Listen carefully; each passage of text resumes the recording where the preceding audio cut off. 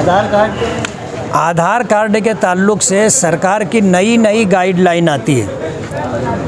नई गाइडलाइन आती है और नई गाइडलाइन को लेकर के सभी लोग परेशान हैं। पहले ये सुविधा जो ऐसी थी कि मेरी ऑफ़िस से सारे काम हो जाते थे, सरकार की तरफ से उस पर रुकावट आई और ये हुआ कि सिर्फ एड्रेस का चेंज वो आमदार के सही सिक्के से होगा, बाकी जितना कामकाज होगा वो क्लास 1 ऑफिसर करेंगे। और फिर उसके बाद जो है नई गाइडलाइन आई है कि इस सिलसिले में एड्रेस को छोड़ करके बकिया सिलसिलों में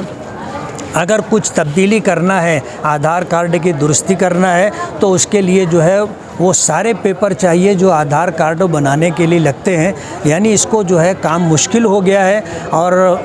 जो गाइडलाइन आई है वो तकसीम हो गया है कि भाई ये काम फ़लाँ कर सकता है, वो काम फ़लाँ कर सकता है, वो काम फ़लाँ कर सकता है। और अभी वो सारी चीज़ें सामने आ जाए तो अखबारात में दे देंगे ताकि लोगों को काम आधार कार्ड दुरुस्ती की आसानी